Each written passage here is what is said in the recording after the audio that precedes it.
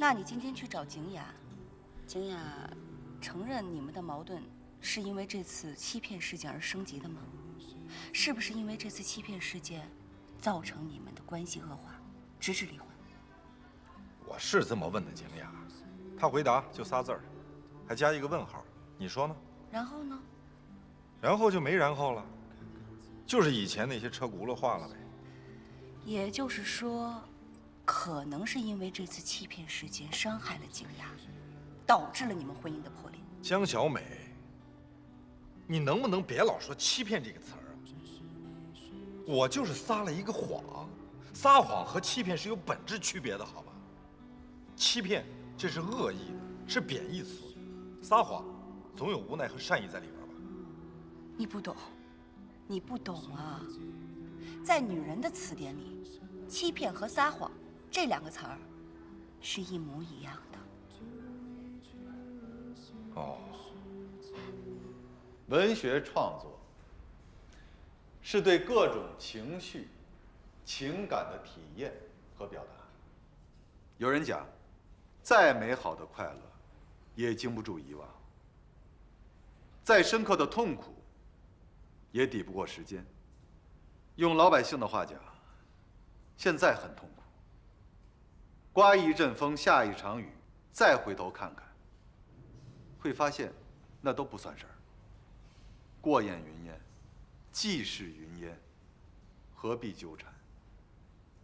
可是说起来容易，做起来难，很难。怎么说的乱七八糟的？中年男人的困惑，个人感受。人生就像一盘棋，愿为兵卒，行动虽慢，但绝不后退。特瑞莎修女是这样说的：最美好的一天是今天。我有一个朋友是这样说的：扔掉过去，珍惜瞬间。尽管很难，但要坚持。你想说，你孤坐街头，沧桑凄惨，跟没了魂儿似的。学人能看出我前心贴后背了，把你的宵夜给了我。他怎么形容的呀？说我像丧家犬还是流浪汉？那倒没有，他就是挺心疼你的。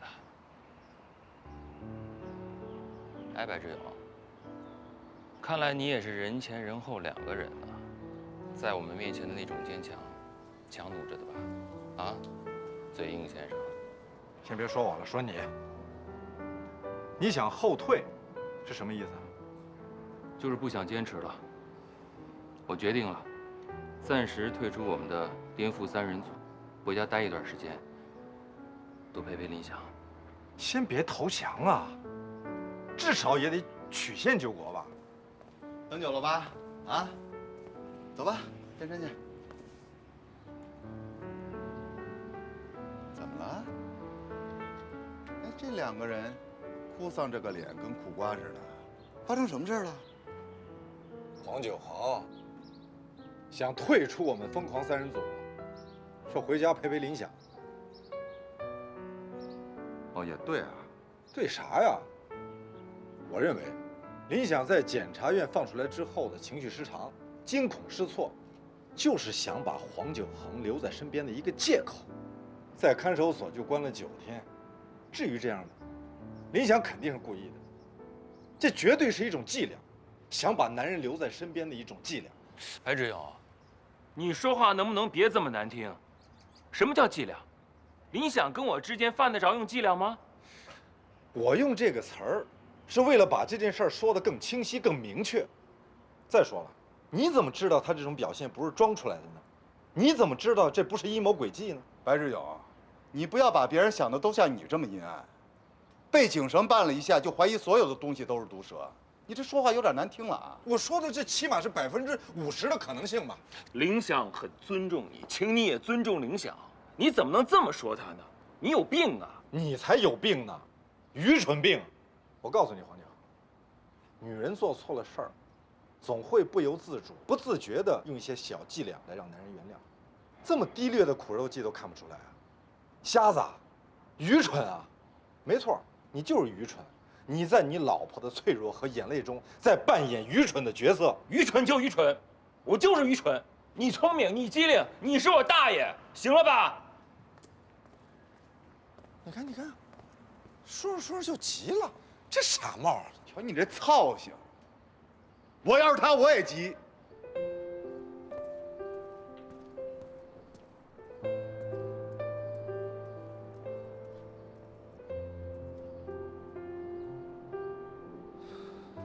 黄九恒之所以生气，主要是你老以一种居高临下的态度去教训别人，你老把自己当成一个聪明人，把人家都当成傻帽。这老黄再宽容的人，他也是一个7尺男儿，经不起你这么蹂躏。从我们仨一开始成为朋友，做任何事儿有任何建议，这个黄九恒永远在后边扯后腿说怪话，我早就快烦透，怎么就这么固执呢？再是个名人，不也还是个厨子吗？我就觉得他鱼头鱼脑的，傻蛋一个。这就是你的不对了，白志友。你怎么就不能理解老黄的这种想法呢？坚持自己想法的人有什么错吗？坚持和愚蠢之间，只有一条很细很细的界限，容易看不清楚，容易模糊，懂吗？这就是典型的抖机灵。你老觉得自己是一个聪明人，那我也告诉你一句话：这聪明和小聪明之间的界限更模糊，更看不清。这小聪明和愚蠢之间呀，基本上就没有界限。是吗？是妈，还是奶奶呢？白志勇，你哪儿都好，就是爱自以为是，确实是让人讨厌。哎，你看，你现在这个表情，真让人讨厌，我都想抽你我。好，那我换一个表情行了吧？不是你老冲我使什么劲啊？我这不也是好心吗？我是怕黄九恒真回了头，会受到更大的伤害。行了，先别说了，约见黄九恒，解决你们俩的矛盾。我还是决定退出。你还是决定坚持你的愚蠢，不可救药。白志勇，你能不能不要再用“愚蠢”这个词儿？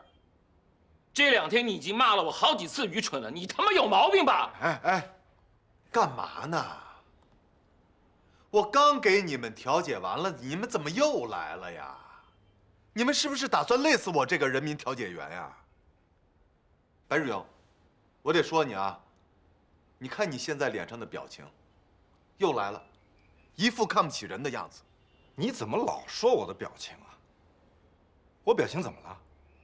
我这是无奈啊，应该是无奈的表情啊。我发现你这是典型的挑拨离间、火上浇油啊！你什么人民调解员？你人民挑事儿员吧？我昨天白劝你了，你说话能不能别这么难听？我说话是有点难听，可是忠言逆耳，良药苦口，这是连小孩都明白的道理。我说话狠了一点，就是想强调、想刺激黄九恒。我就是想刺激黄九恒这种面了吧唧、黏黏糊糊的大面瓜。你瞧他那样，啊，皱着个眉头，假装思考，实则愚蠢。你再说愚蠢，你再说一句愚蠢，我听听。愚蠢，你就是愚蠢！你已经深深地陷进愚蠢这坨屎里边了。我知道你善良，可是他的确做了对不起你的事儿，你还同情他干嘛？你现在应该同情的是你自己。他和黄小磊的生父那天晚上出的事儿，是强奸吗？是强奸吗？你跟我说。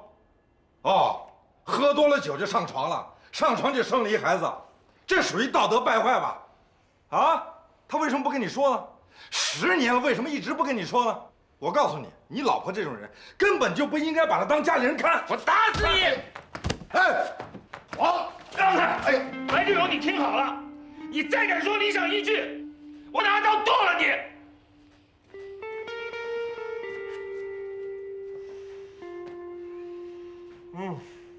活该，打得好，我都想再加上2脚踹死你得了。老白，你怎么能对人家黄九恒说强奸这个词儿呢？你不挺懂事儿的吗？怎么那么二啊？比我还二，真该把你那破嘴给你缝上。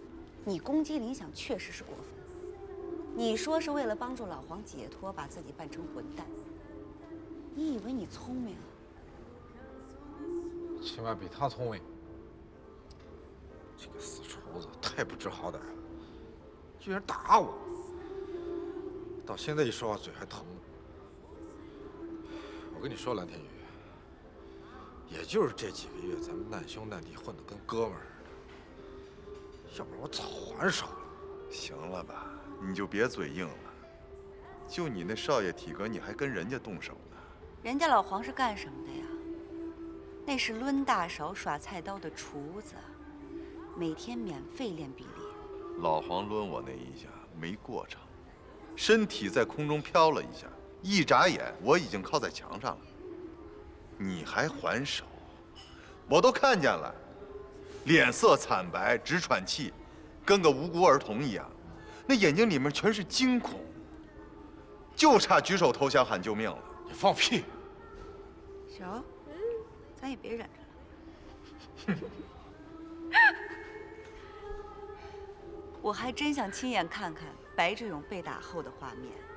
你想啊，这么骄傲的一个人躺在地上，鼻口窜血，惨烈啊！有完没完？有完没完？我就说了，你不能把你老婆当家人看，她就急了。是，强奸那词儿我是说了，那不是话赶话就那么赶出来了，嘴一秃噜就秃噜出来了吗？白志勇，再次提醒你，把你那个流氓无赖样收敛一点。再怎么着，人家也是睡在一张床上的2口子，是不是？没错，老黄不像我。对我你说这些也就罢了，我不跟你一般见识。可老黄本来性格就内向，本来就轴，一根筋。我知道，我说这个话的意思就是想刺激他，强刺激。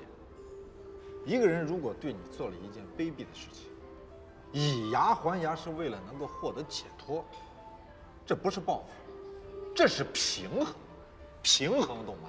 是为了帮助黄九恒，让他心里平衡。瞧你张牙舞爪那样儿，是挺烦人的。谁烦人？你才烦人呢！没有考虑他的自尊心，是我不对。可我说的这些话都是真理啊！一天到晚虚头巴脑的说能原谅自己的老婆，他真能原谅吗？我就不信。还有你，你是最早喊出原谅你老婆口号的人，结果呢？现在呢？你不也出现反复了吗？白志勇，你有病吧？你怎么又开始攻击我了呢？操蛋！我真没发现你是这么操蛋的一个人。我就这么操蛋，怎么了？因为我不会假模假式说那些虚话、套话、假话。你是在说我吗？我说别人对得起你吗？我就是说你，你不是说你最瞧不起那种端着架子、心口不一、人前一套背后一套、装腔作势的人吗？行了行了，你不用再形容了。我说假话套话，我不说行了吧？啊，我就当没你这么个朋友，你自己一个人说真话吧。来，蓝天宇，你站住！你站住！你威胁谁呢？一个人怎么了？一个人怎么了？一个人好，哥们儿就喜欢一个人享受孤独，省得天天看见你们这些傻子。好啊，那我祝你孤独，并且长命百岁，孤独到死，死了都没人埋你。你干什么呢？怎么又跟老蓝干起来了？还天天说人黄九恒愚蠢。我每次都降低对你智商的期待，可你总能跌到下一层。我这不都是为了他们好吗？啊，这两个人前后脚劈头盖脸的，一个把我打了一顿，一个把我骂了一顿，怎么了？我欠他们的呀。他们俩就是一个王八蛋，一个神经病。你既是王八蛋，又是神经病，天天用那些不负责任的反动言论高声叫喊着。你不知道人人都要面子，都有自尊啊！瞧你这德行。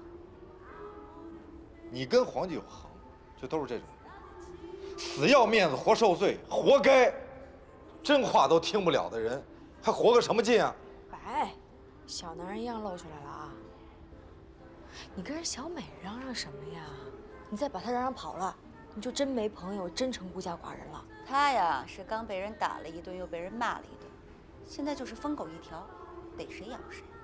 你瞪什么呀？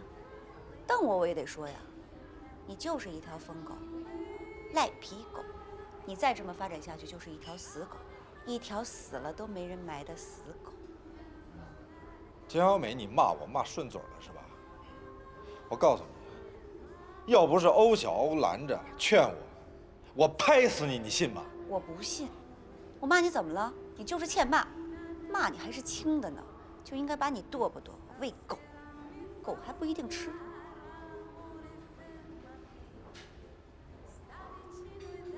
我真想抽他，你信吗？不信。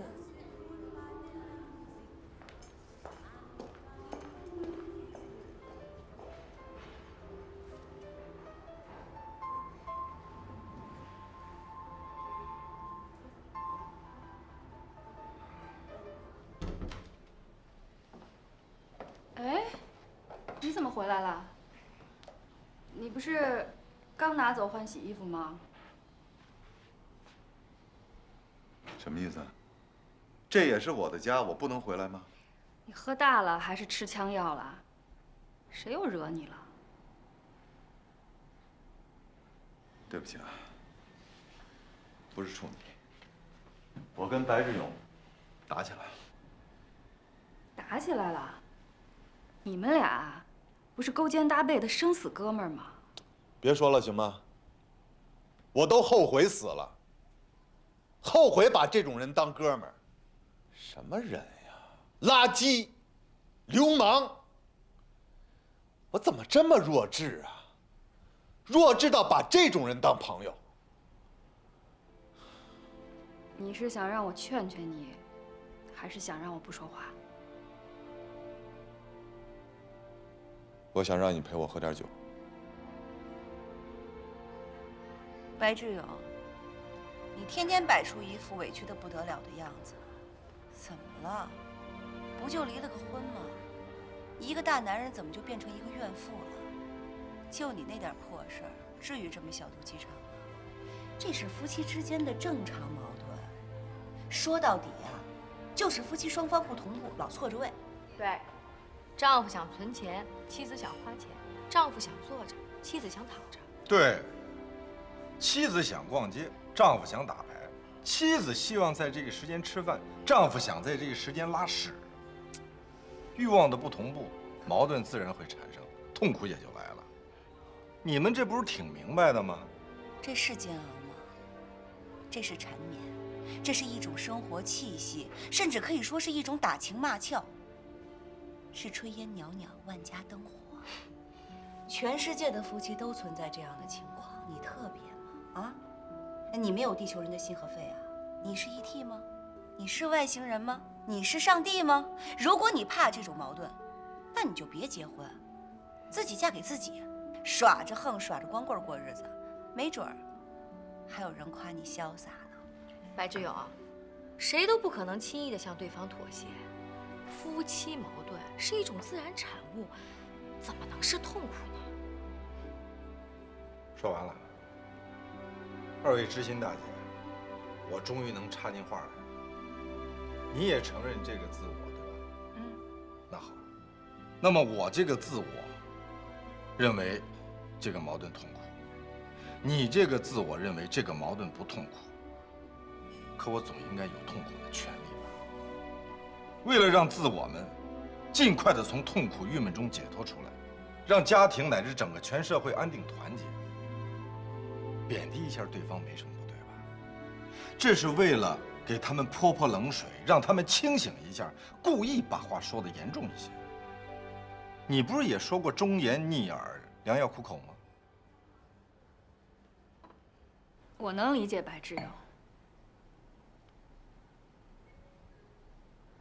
你没事儿吧？他说话这么难听，把黄九恒的老婆都说成一个阴险毒辣的小人了，你居然能理解？当你面对的是你最亲近的人，当你面对这个人很难做出选择的时候，就得用最狠、最极致，甚至最难听的话扎你一下，帮你做出判断和选择。就像你和我，你可真能联想，这事儿你都能联想到咱们俩身上了。行，那你说说咱们俩怎么回事啊？愿闻其详。举个例子，就说当初我跟那个教练，不要再说那个教练，好吗？秦风。我不提这个名字，是不想刺激你。没事儿。我现在特别希望你多提这个名字，不用回避，提多了也就没那么刺激了，也就习惯了，有了免疫力了。这样呢，让这个名字在你我的嘴里，在我的脑子里，尽快的变成历史，成为过去，好吗？说，秦风，说，秦风，秦风，秦风，秦风，秦风，秦风，秦风，姓秦名风，说，秦风，怎么了？秦风的事儿，秦风出来以后，我主动跟你提出来，你要是想离婚的话，我可以同意离婚。可实际上，我并不是真想离婚，我就没想过离婚，我也不敢离婚。但是，我必须用这样的最狠、最极致、最难听的话扎你一下。我怕你想离婚又不敢提。另一方面呢，也是要用这样的话刺激一下我自己，让我自己能做出一个清醒的判断和选择。你明白吗？人才啊，上官晖，你真是个人才。女白志勇，无知无畏加丧心病狂加无耻无赖加他妈找抽！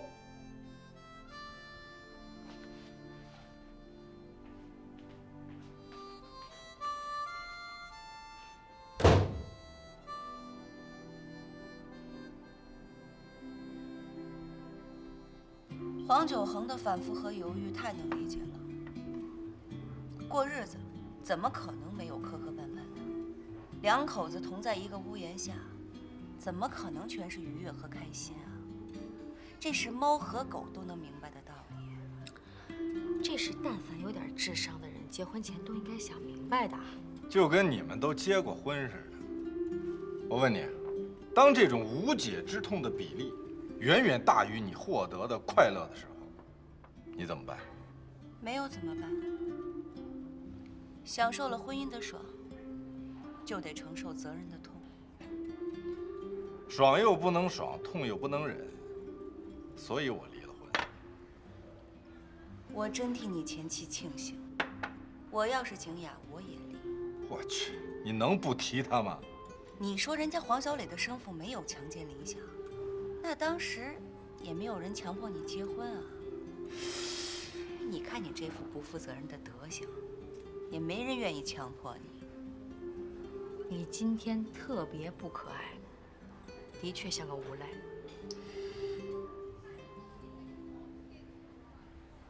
没词儿了吧？想反驳我们的词儿呢吗？反驳个屁！赶紧结账走人，我们还做生意呢。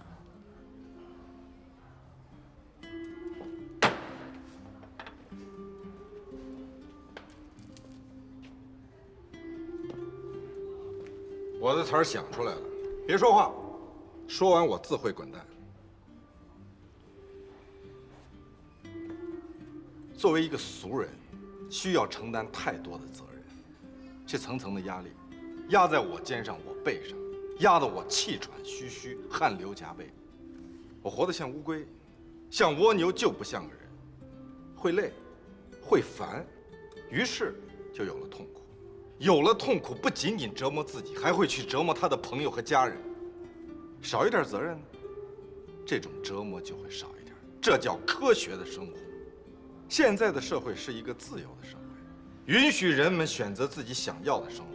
硬逼着自己去负这种不想负的责任，就是最大的不负责任，就是对自己的不负责任。所以你离了婚，所以你找到了一人吃饱全家不饿的那种自由和洒脱。总结得好，准确，准确。哎，别走啊！没词儿了吧？我觉得老爸有点神魂颠倒。3天了，每天都回来擦地板，今天擦了3次了。说我们吧。是啊，能告诉我们发生了什么事情吗？没什么事儿。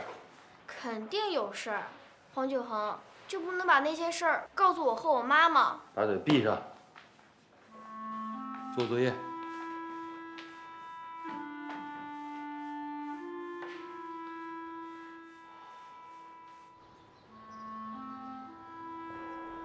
林想，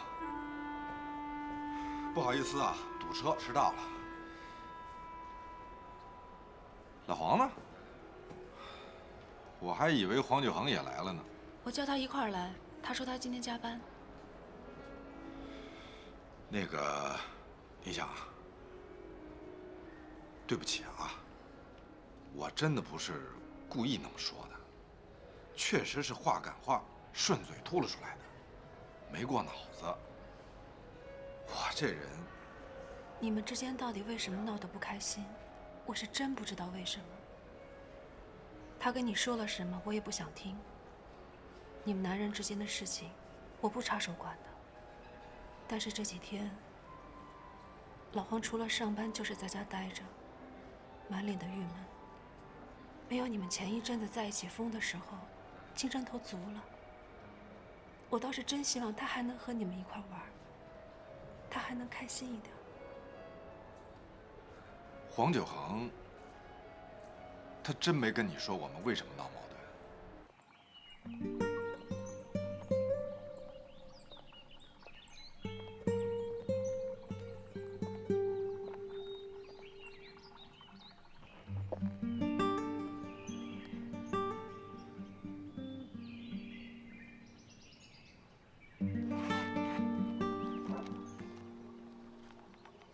这件事情发生之后，我就没见他笑过。当然，他有过笑的表情，但那不是真正的发自内心的笑，是那种为了我、为了孩子挤出来的笑，装出来的笑。那种笑里充满了责任，还有义务。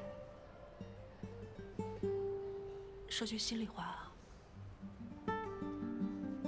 我看着挺难受的，真的，看着挺难受的。我想过，哪个男人摊上这种事情，都会受不了的。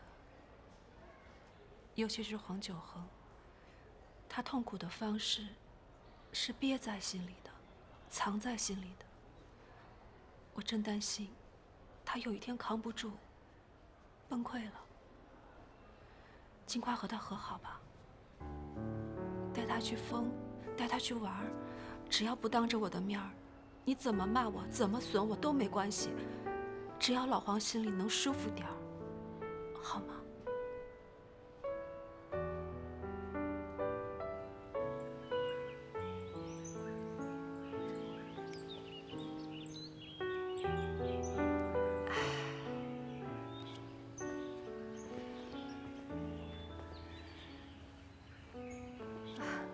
不好意思，我在这儿丢了一样东西，一个棕色纯皮的钱包，带拉链的，里面还有一张工商银行卡，还有200多块钱的现金，是这个吧？谢谢。我也经常走神儿，筹股开始到现在。已经丢过2次手机，1次钱包了。为什么说愁苦？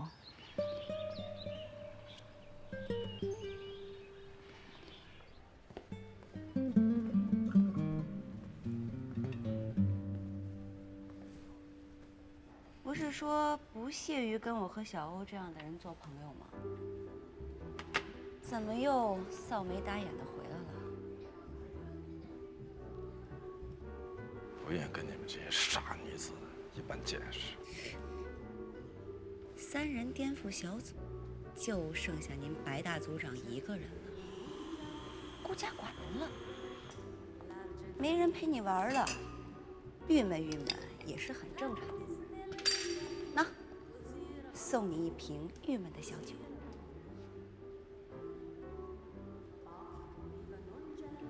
怎么了？想跟那2只鸟和好啊？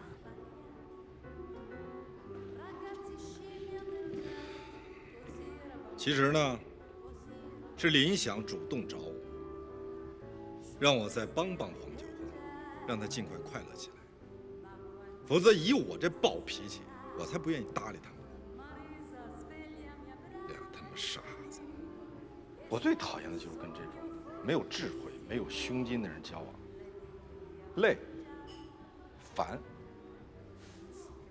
少拿林想说事儿，没人给你台阶下，你也别站在那儿东张西望的等机会了。你费心给自己找把椅子坐下吧。坐着呢。再说了，我这种人需要找什么台阶吗？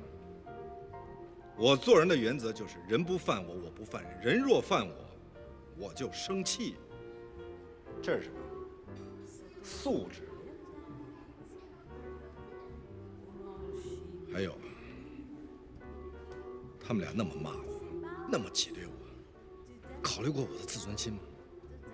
哎，你劈头盖脸、酣畅淋漓地骂人家的时候，你考虑过人家的自尊心吗？现在又舔着脸考虑自己的自尊心，公平吗？哎，主食你想吃什么呀？面条还是饺子？都行。这大周末的，你就在家待着，不出去玩了？你不是说最近不想多跟我见面吗？啊？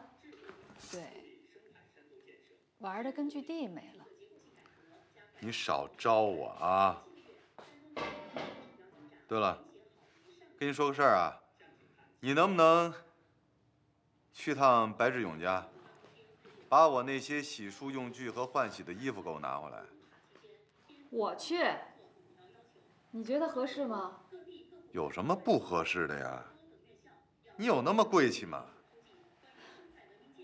不是我贵不贵气，是你拧巴，居然想让我去白志勇家给你拿东西，那我还不如去超市再给你买一套呢。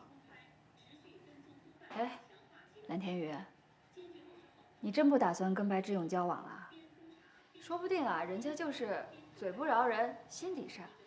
你这样不怕人家说你小心眼啊？哎呀，行了行了行了，别叨叨了，碎嘴老太太，我不麻烦你了还不行吗？我自己想办法。矫情。在外面受了气，回来跟家里人撒泼打滚、恶语相向。你不是一直都觉得这种人很没劲、很没教养吗？你不是一直都鄙视这种人吗？行了行了，我怂了，我错了，行了吗？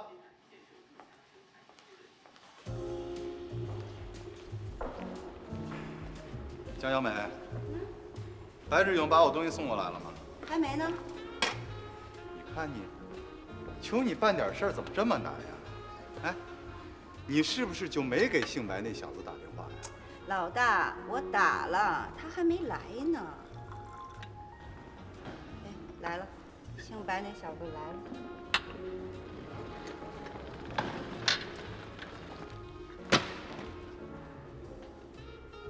东西送来了啊，轻点放，摔坏了你赔得起吗？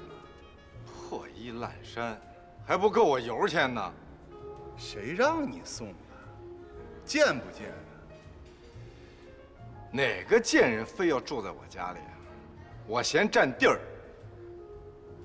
你的无耻让我心痛。等等等等等等，我有点不太适应啊。你们俩的对话，干嘛都看着我呀？我是翻译呀。如果我没听错的话，你们说的都是中国话吧？互相看着说，啊？看他，我怕脏了我的眼。你看，你看，你看你那德行，劲儿劲儿的，讨不讨厌？懒得搭理你。行了行了，不要脸！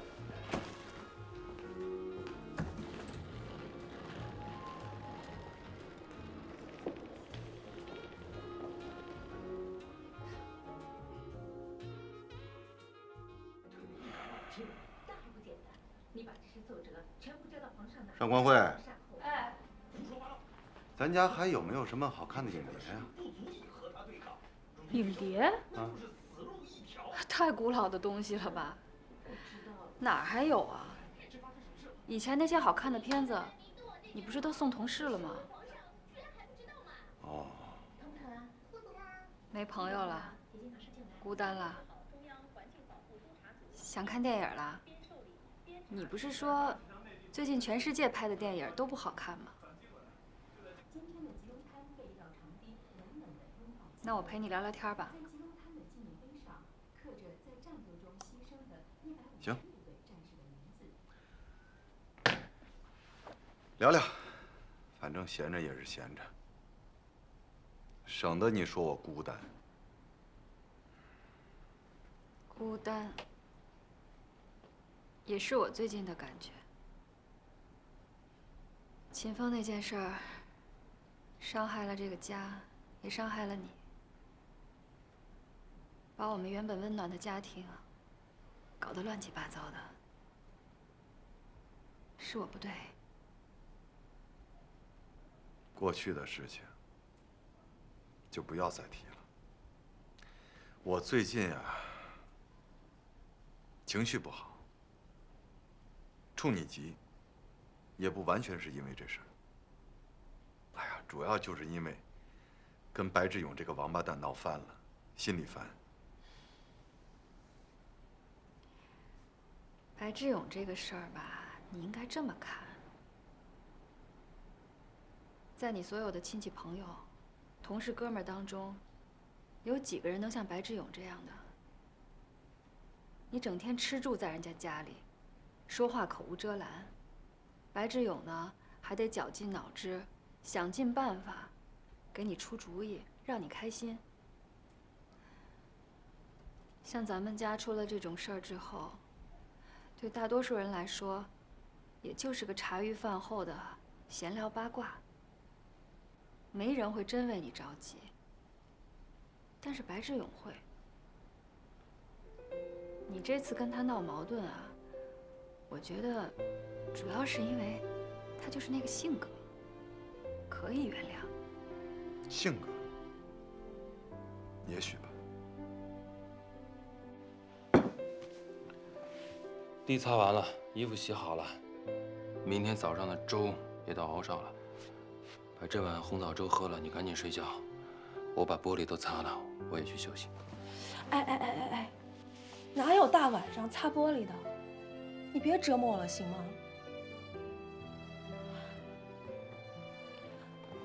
我知道你烦，知道自从你和白志勇打架之后，你心里别扭。可是你这疯狂的做家务活管用吗？白志勇是一个很讲义气的人，他要如果不是讲义气，不关心你的话，他也不能骂你。能骂你的就2种人，一种恶人，一种朋友。你应该理解他。可问题的关键就是，他骂我也就算了，他骂的不是我，他骂的是你，他还骂得那么难听，我实在是接受不了。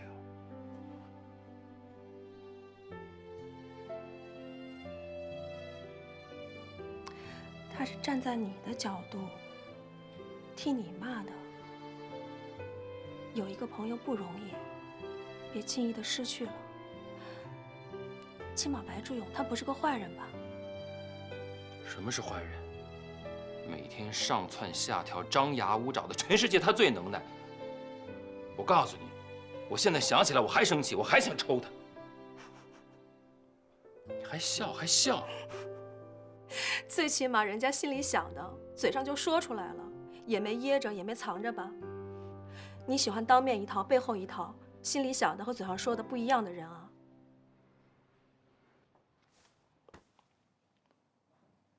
上次吵架，你又提到要跟我离婚的事儿。你说，那种说法是对你的一种刺激，强迫你去选择和判断。那过了这么长时间，你想明白了吗？此时此刻，想明白了吗？还想离吗？此时此刻，不想离。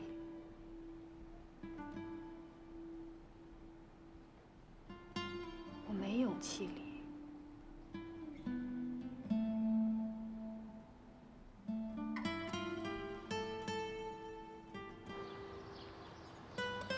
其实我们3个人成为朋友没多长时间，可不知道为什么，这段时间有一种特别失落、特别伤心的感觉。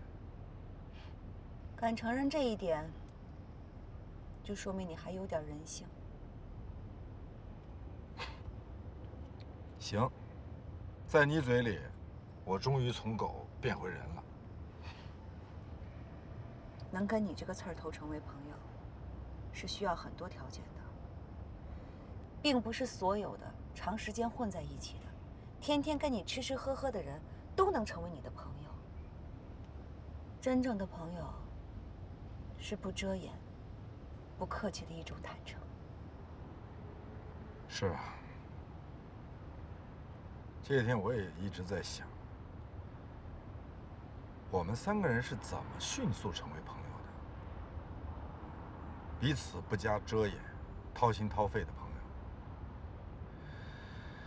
除了我们3个身上有着相似的经历，还有一种共同的味道。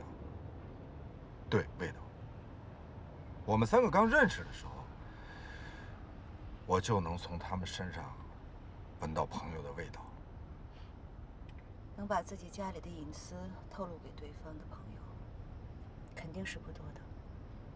所以啊，不要再拿这种事儿去伤害对方。白志勇，我知道你要面子，死要面子。可是，在真正的朋友面前，说句软话，有那么难吗？你跟杨天天说啊，把这第4道菜给我换了。好，我对原材料不满意。好，明白。去吧。好嘞，师傅。老黄，马上呢。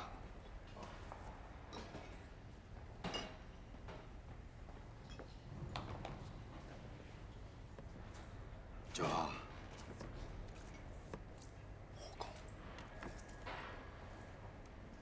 我想沟通一下，行吗？我跟你沟通得着吗？拒绝沟通。至于吗？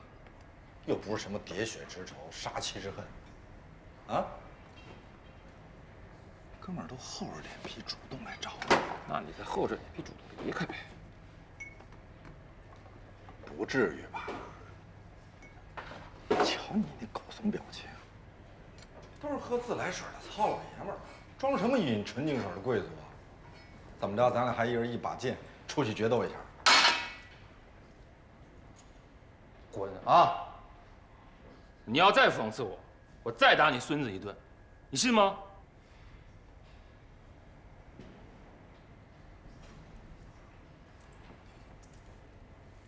听不出好赖话来了啊！这是讽刺吗？这是幽默。再说了，今儿我过生日，我生日你好意思打我吗？嗯？我打你就打你了，我还挑日子啊。黄景恒，我告诉你啊，哥们儿要不是打不过你，我早跟你翻脸了。废话，一会儿出去吃个饭去，换衣服，上个脸。什么你个屁股，有脸吗？滚蛋！黄景恒，在你的地盘，当着你徒弟的面叫板拔粪是吧？行，你个大傻蛋，哥们儿捧你的场，给你面儿，我管枪吧。看什么看？干活！哎呀，可怜的白志勇啊，今天是他40大寿，被你给臭骂了一顿。我觉得呀，你还是应该跟他好好聊聊，毕竟人家都低三下四的登门谢罪了。跟这种混蛋有什么可聊的呀？张嘴就骂人，我做人是有底线的，我绝不向邪恶势力低头。不至于吧？这应该不属于人品问题吧？更谈不上什么邪恶势力。你把白志勇当黑社会，还真是高抬他了。怎么就不能坐下来沟通沟通呢？毕竟是朋友嘛。曾经的朋友，过去的朋友。举行一次3方会谈吧，谈不通，再扔掉这个朋友也不迟。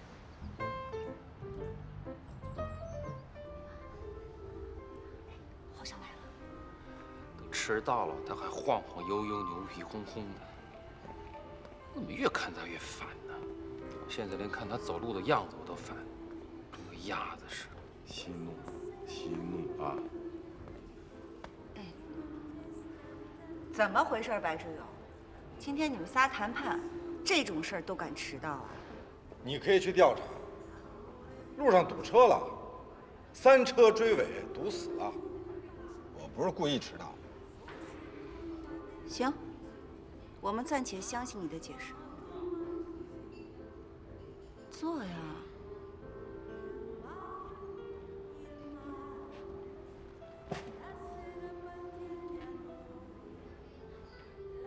你光看着我干嘛？他们2位还在呢。坐好了。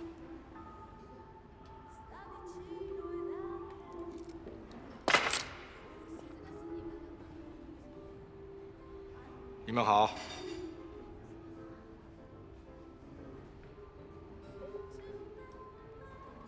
你看，你看，我可是主动向他们问好了，他们都不搭理我。你再看看他们脸上这表情，7个不服8个不忿的，这什么态度啊？有诚意吗？能聊不能聊？没诚意聊，我走了啊！干嘛呀，白志勇？装什么硬汉呀？你走啊！你走了，你看我还管不管你们的事儿？谁装硬汉啊？你看清楚，是这俩小子在装硬汉，好吗？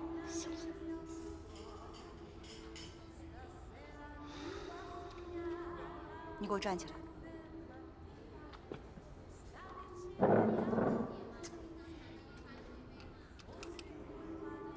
老黄，站起来！黄九恒，我让你站起来，没听见啊？好啊。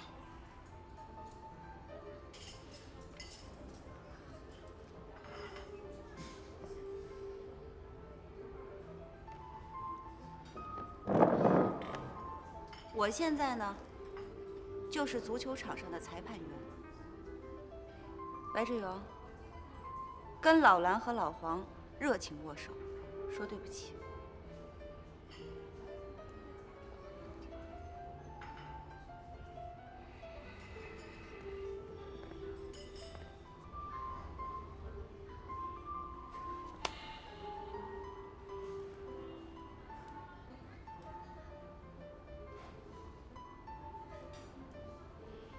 老黄，过分了啊！我再等2秒钟。你要是再装大尾巴狼，老子掉头就走，我他妈一辈子不认识你。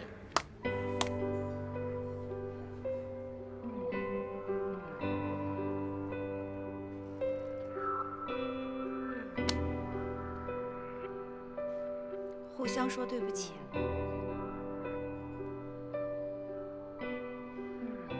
说呀。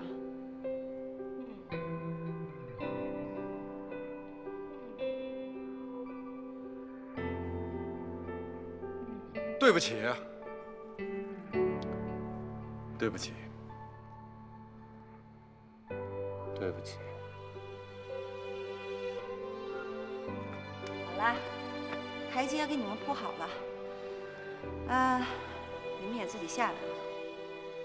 接着聊，别在我这儿聊啊，去白志勇家聊。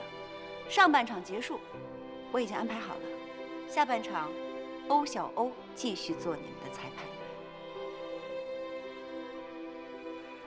酒水自备啊！我先说明，既然大家能坐下来谈，就说明还有沟通的可能。我有言在先啊，能谈就谈，不能谈就散，绝对不能再吵架，更不能动手。好，那我先保证，不会再说刺激大家的难听的话。我也保证，绝不冲动。我先发言吧。前些日子，我整理我的通讯录，我发现我的通讯录里总共583人。这500多人，也就是我这一辈子在这个世界上的所有的关系，所有认识你的人，并不多呀。这段时间呢，我们3个不再来往。我除了上班，每天就在家发呆瞎琢磨，拿着计算器算了算。其实，一个人活着，从小到大，从生到死，跟你擦肩而过的人，在你眼睛视网膜当中停留过的人，能让你记得住的，能让你觉得面熟的人，全部算起来，不超过2000人。这2000人里，还包括你几百名的徒弟和学生，普通人还到不了这个数字。还有你认识人家，人家不一定认识你的。你是想说，你的朋友比你想象的要少？我是想说，缘分，朋友，我们仨能成为朋友，是偶然，更是一种幸运。我们真的要珍惜这种幸运。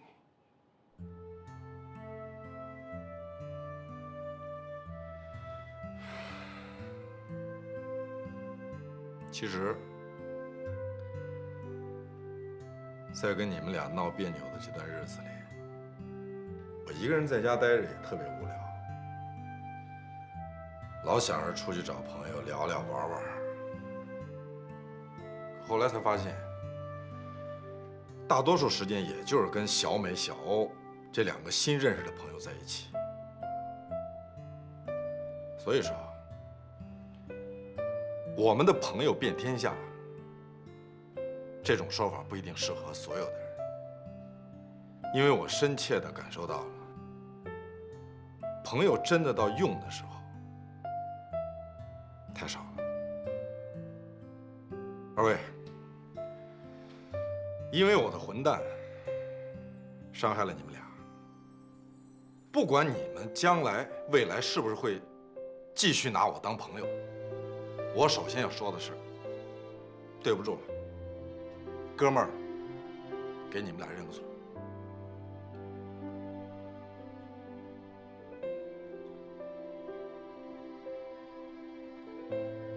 白志勇，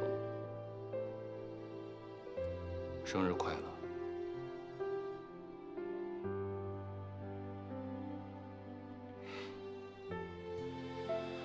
生日不快乐，生日是昨天，一个人憋在家里生闷气。你不快乐没关系，我们给你补快乐。东西已经准备好了，出发野餐。我就不去了，我还要回去跟主裁判汇报，3方会谈圆满成功。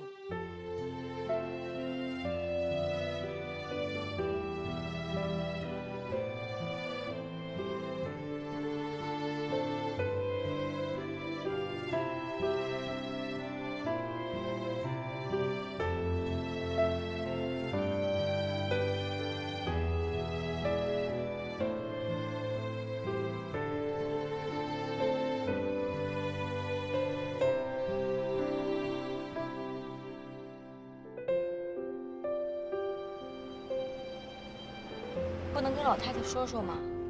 往卡里打钱，这每个月都往那儿送现金，太麻烦了。老人看见现金，心里踏实，我不嫌麻烦。你就别阴这个脸了，你这是在做好人好事儿，怎么感觉好像你做错了什么似的？老规矩，有空啊，去买些生活用品，还有吃的喝的什么送过去。知道了。既然和好了，咱们就不谈过去那些不愉快的事儿了，对不对？对，不谈了啊，咱谈点往前看的事儿。好，既然这样，那咱们就再商量商量，怎么再继续咱们的重生计划。我还是想反对你。哎，说了不带急眼的啊！我觉得咱们这个颠覆啊，能不能停一停？你先别瞪我。你想想咱们干的这些事儿，染头发、穿潮服、跟年轻人厮混、快闪，明白，这些行为都傻愣傻愣的，对吧？有点进了死胡同了。我也在琢磨，用这种花里胡哨的方式去改变自己，行不行？是，我也承认，是有些不太见效。可是有了条件，有了机会，就要试着去尝试去做。坐在沙发里舒舒服服的去空想，是不可能改变的。重生是一条荆棘之路，有了行动，否定了行动的效果，也是一种进步啊。起码你知道这种方式不行，做了就是改变，没做就会后悔。尤其是到了我们现在这个年龄，到了未来老的都折腾不动了的时候，你就会后悔，你就会恨自己，恨自己放掉了那些机会。最后这几句是我们家老爷子临终前躺在病床上跟我说的。既然你把老爷子临终前的话都搬出来了，那我们就再陪你试试。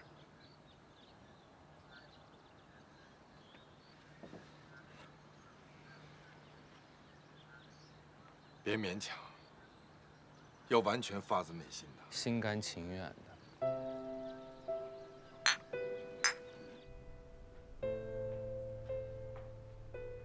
没离婚的时候，我天天担心白志勇。我担心他是不是又喝醉了，被人欺负了，或是去欺负别人了。我还担心他整夜不回，是不是身边有别的女人了。当你一次又一次睁着眼睛想到天亮的时候，你心里只剩下2个选择：要么崩溃，要么离婚。我跟白志勇毕竟是初恋，一个男人在你身边待了10几年，折腾了10几年，要忘掉他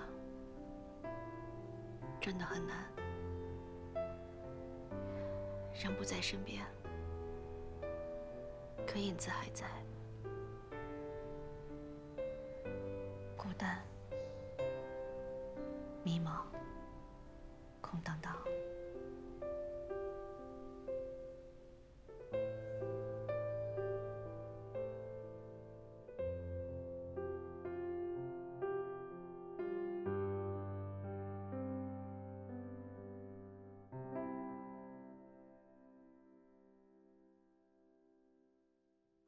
我就是想把这事儿查清楚，也没想怎么着，既没想报复他，也没想跟他复婚。我就是想知道，我这个婚姻到底是怎么死的。啊，你跟我分析的那几个离婚的理由，我觉得还是因为2年前的那次流产。你不也说了吗？你跟你老婆的关系从2年前那次流产之后就变得紧张起来了。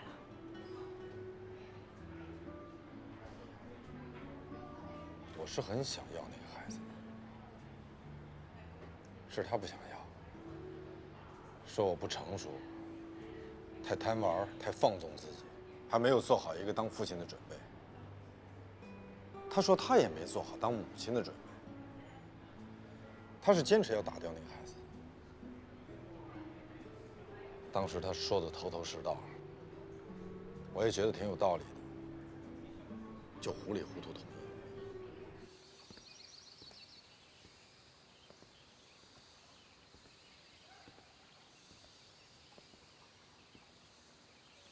真巧啊！是啊。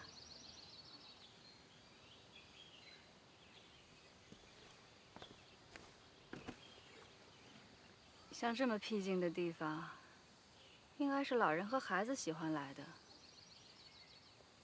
像你这个岁数，经常在这儿出没，我估计也是在家人和朋友面前无处诉苦吧。咱们年龄相当，如果没有猜错，我们应该是为同样的事情愁苦郁闷吧？应该是吧。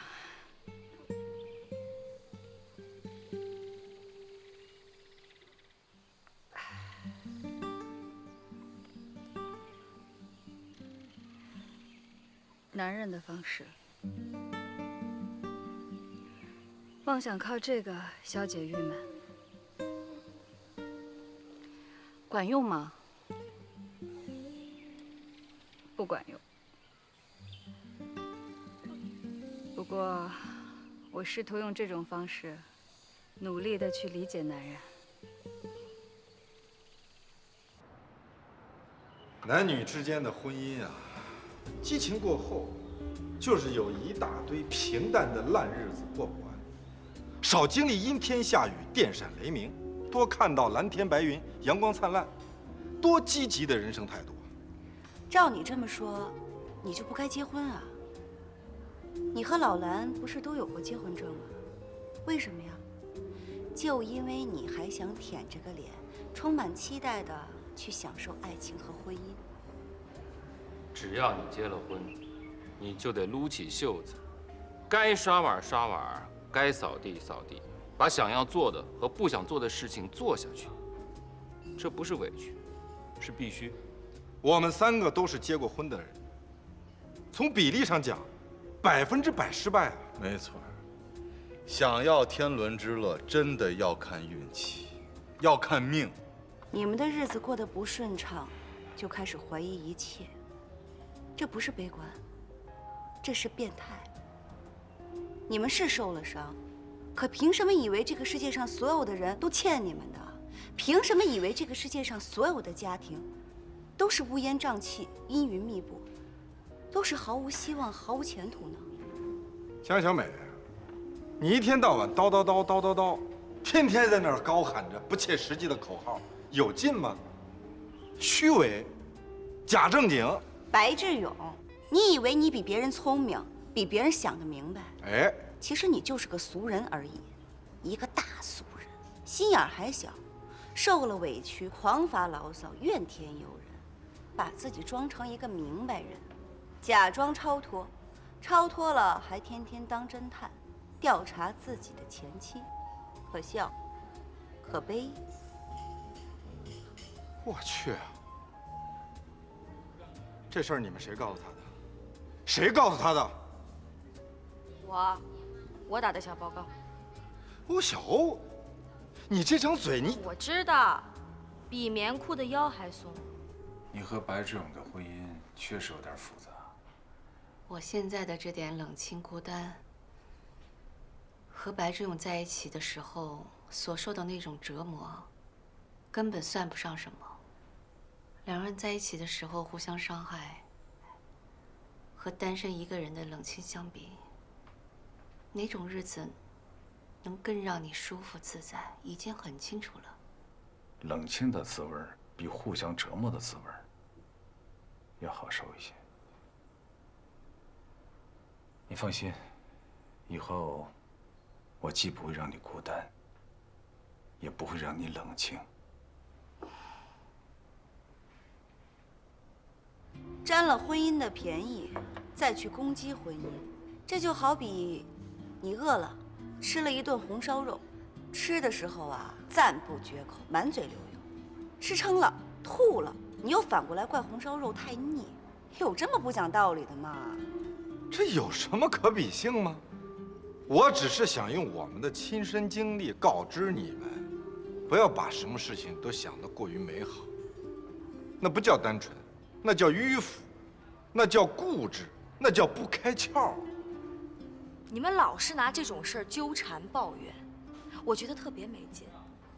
也许你们就是那种把芝麻粒儿大小的委屈扩散成无限大的小心眼男人，自私、狭隘、怪异。高级啊，讨论人生哲理呢。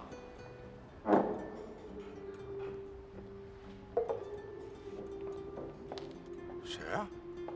我在和朋友们聊天，能不打扰我们吗？不能，我就想打扰你。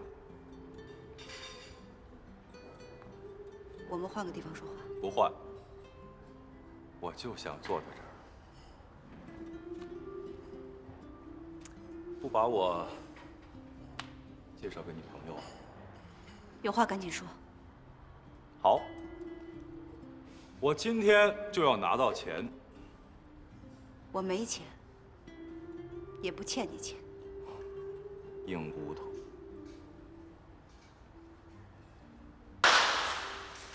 你干嘛？耍什么无赖啊？我生气了，不舒服。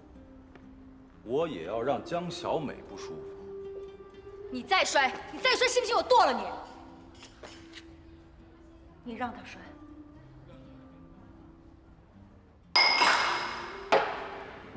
小子，疯了，撒什么癔症啊？在我失控之前，赶紧从这儿滚出去！关你什么事儿啊？裤子没扣紧，把你露出来了，啊？小子呀，你他妈找轮椅坐呢吗你？揍他！别动手！不能动手！别动手！去你的！去你的！别打了，别打了！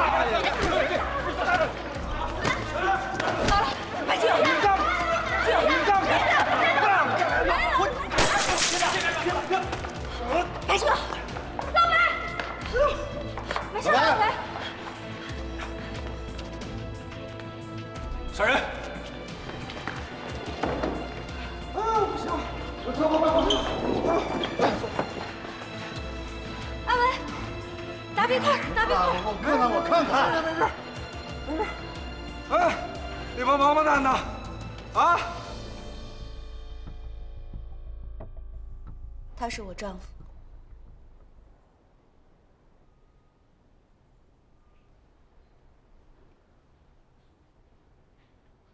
你们不是一直想知道小美有没有结婚吗？她现在在婚姻内。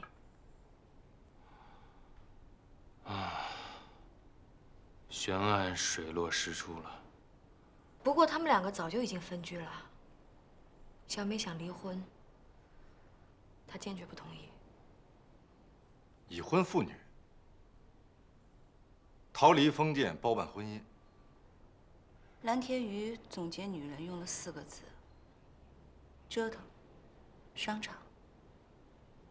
总结我这个丈夫也是4个字，就是吃喝嫖赌。他同意离婚，但要给他钱300万。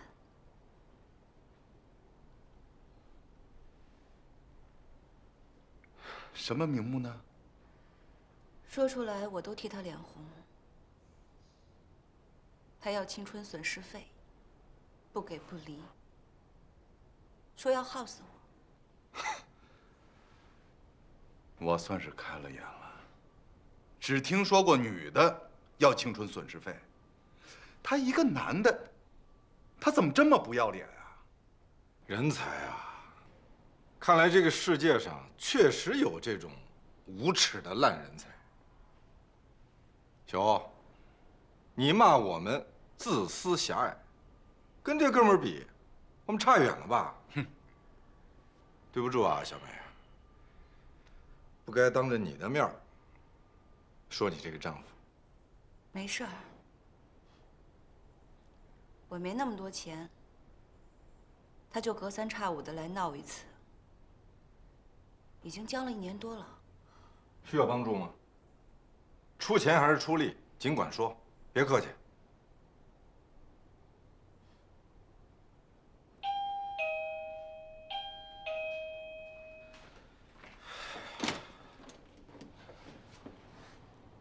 你还敢到我这儿来啊？我找我老婆江小美。你怎么折磨我都行，但不要骚扰我的朋友，这是我的底线。你是我老婆，我来看看你跟什么人混在一起，省得你被坏人占了便宜。看你跟什么人混在一起了吧？可以走了吧？这是你家呀？位置不错呀，啊？哎，你属于资产阶级还是中产阶级啊？想泡我老婆，你有足够的资产吗？啊？闭上你的嘴，马上离开我家门口，否则我报警。报？我来找我老婆，你拿什么理由报警？没词儿了？傻样！小美，要不然就给我钱，要不然就尽你做妻子的义务，该陪吃喝陪吃喝，该陪睡觉陪睡觉。瞪个大眼珠子装傻呢？啊？装良家妇女？哎，我问你，这帮朋友们知道你以前是干什么的吗？知道你的历史吗？要不要我帮你跟他们说一说？梁正廷，侦查完了吧？话也说完了吧，赶紧滚蛋！哎呀，我小欧还那么调皮呀？啊，二兮兮的，一点都没变。我还是没反应过来，他怎么找到这儿的？谁告诉他这个据点的呢？没人告诉他。他除了吃喝嫖赌，还有个别的爱好，爱跟踪。他肯定是从参巴跟踪过来的。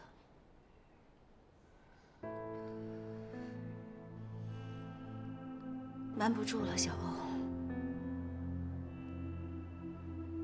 告诉他们吧。既然你们是我的朋友，说出来吧，我们也许可以替你分担一下。你们不是一直想知道我的历史吗？我的历史很复杂。白志勇怀疑过我的刺青，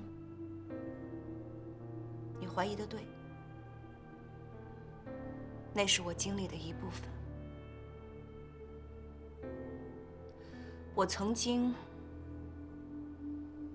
用我妈妈的话来说，我曾经是个不良少女，进过监狱。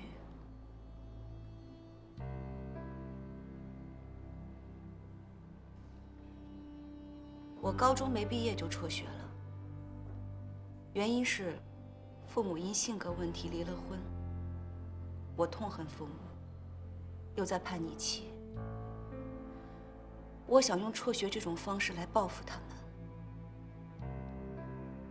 我开始和社会上的那些人混在一起，抽烟、酗酒、打架斗殴、穿洞刺青、不法生意，什么都做，一副女流氓的做派。多次被拘留。我当时那样折腾自己的理由，也是你们现在高喊的那2个字：自由。父亲打我，母亲劝我，都没用。我就这样混了6年，直到23岁。父亲得了绝症，在他去世前的一个晚上，他跪在了我的面前。一个父亲跪在了女儿面前，他跪着对我说：“女儿啊，如果我和你妈离婚，伤害到你，你恨我，想报复我，你做到了。爸爸痛苦，爸爸难过了，你成功了。爸爸向你道歉，说对不起。可是孩子，你得学好，你不能就这样自己糟蹋自己。”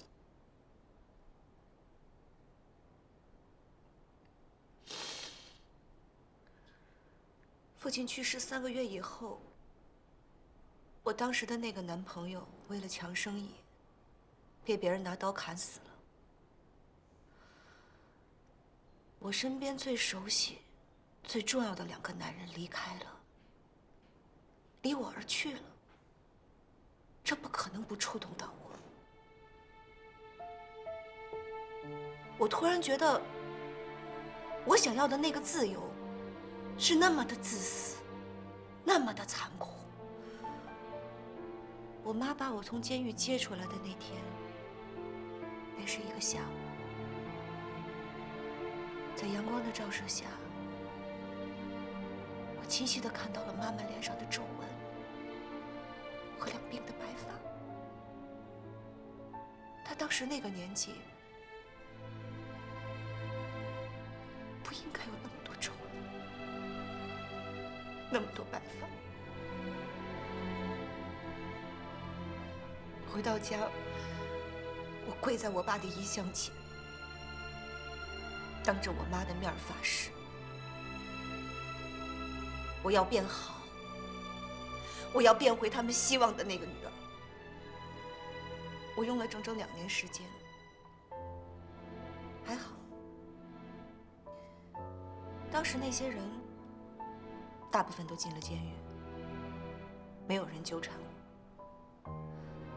也就是在那个时候，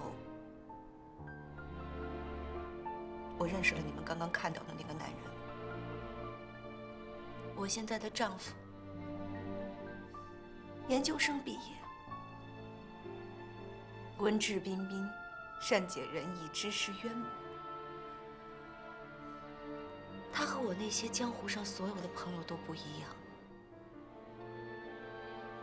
我就觉得他就是我的爱情，他就是我的救命稻草，他就是我的天空。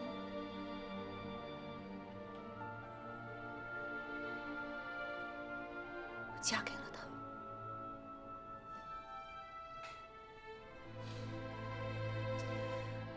爱情就是瞎了眼，什么都看不见了，就是爱情。这句话就是说我。